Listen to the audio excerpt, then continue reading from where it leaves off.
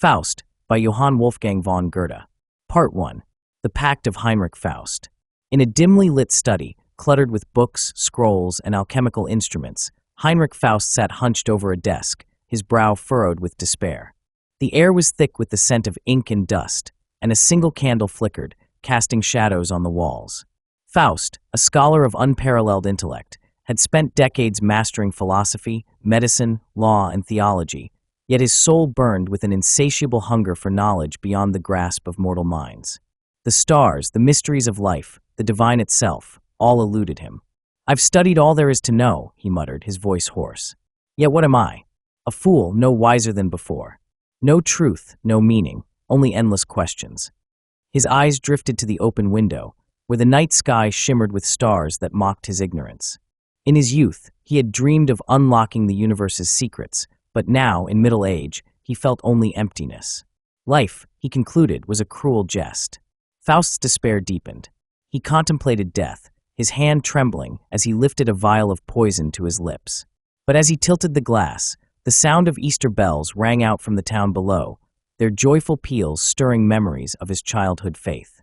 He paused, the vial slipping from his fingers. "No," he whispered. "There must be more. I will seek it, whatever the cost." Driven by this resolve, Faust turned to forbidden arts. He opened a dusty tome of necromancy, its pages inscribed with arcane symbols.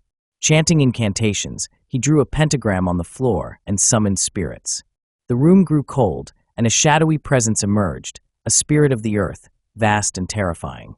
Faust demanded answers, but the spirit mocked his mortal limitations and vanished, leaving him more desperate than ever.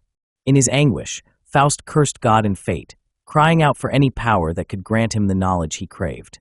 The air crackled, and a new presence materialized, a figure cloaked in darkness, with eyes that burned like embers. This was Mephistopheles, a devil from the infernal realms, suave and cunning. "Dr. Faust," Mephistopheles said, his voice smooth as silk, "I hear your call. You seek what no man can attain. I can give it to you, knowledge, power, pleasures beyond imagining. But there is a price." Faust's heart raced. "Name it." "Your soul," Mephistopheles replied, a sly smile curling his lips. "Serve me in this life, and when your time is done, you will be mine in eternity." Faust hesitated, his mind wrestling with the weight of damnation. Yet the allure of boundless knowledge and earthly delights overwhelmed his fear. "If you can satisfy my every desire," he said, "I will agree. But if you fail, the pact is void." Mephistopheles laughed, a sound both charming and chilling. "Done. Sign here in blood." Faust pricked his finger, and with a trembling hand, he signed the pact. The candle flared, and the room seemed to pulse with unholy energy. Mephistopheles bowed. "Now, my master, what is your pleasure?" Faust's first command was simple: to escape the confines of his study and taste the joys of life. Mephistopheles whisked him to a bustling tavern in the nearby town, where peasants and students reveled in wine and song. Faust, rejuvenated by magic to appear youthful, joined the merriment, but the crude pleasures of drink and jest soon bored him. "This is nothing," he told Mephistopheles. "Show me something worthy of my soul." The devil smirked. "Perhaps a woman's love will stir your heart." In the town lived Gretchen, a young maiden of 16, known for her beauty and innocence. Her days were spent tending to her modest home, caring for her mother and infant brother, and attending church with a heart pure as spring water. One evening, as she walked home from Mass, Faust saw her. Her golden hair gleamed in the fading light, and her eyes held a quiet grace that captivated him. Desire, fierce and unfamiliar, surged within him. "Who is she?" Faust demanded. "Margaret Gretchen, to those who know her," Mephistopheles said. "A simple girl, but ripe for your taking." Faust's obsession grew. He ordered Mephistopheles to arrange a meeting. The devil, ever resourceful, devised a plan.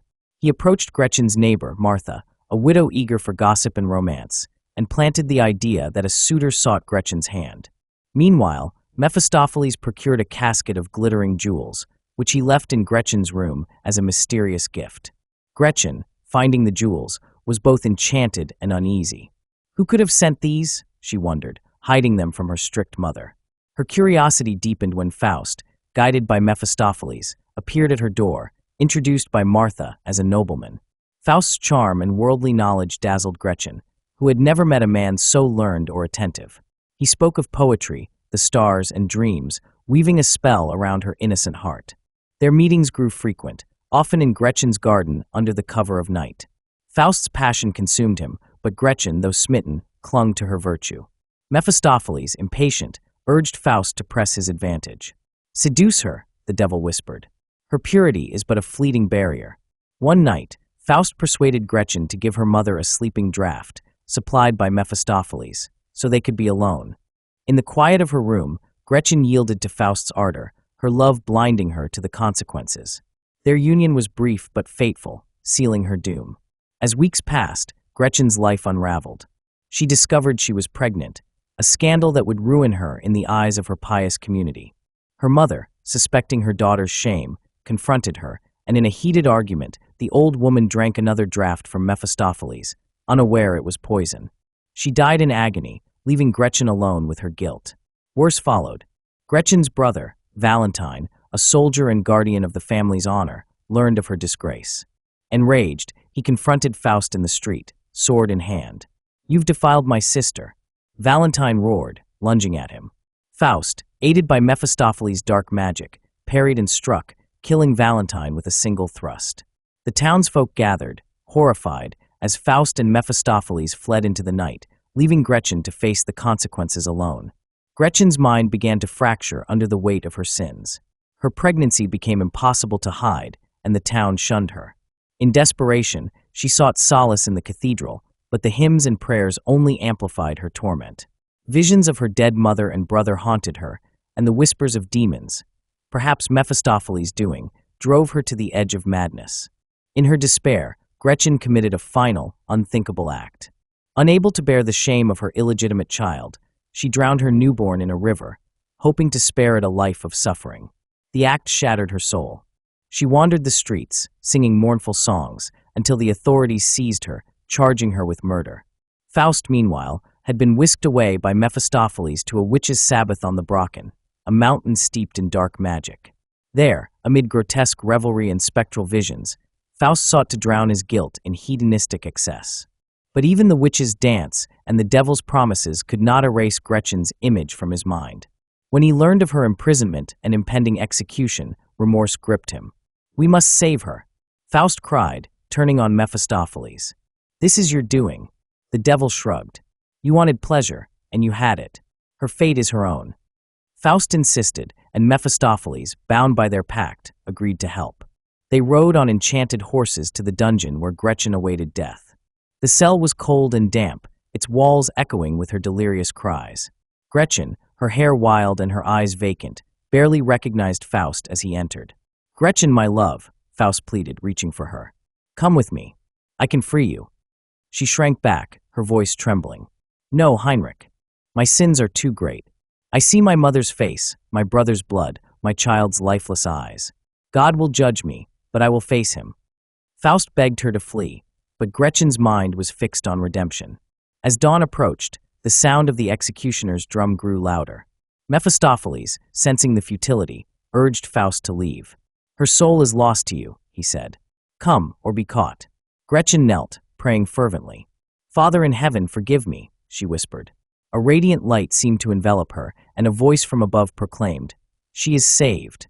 Faust, torn between love and fear, was dragged away by Mephistopheles as the cell door swung shut.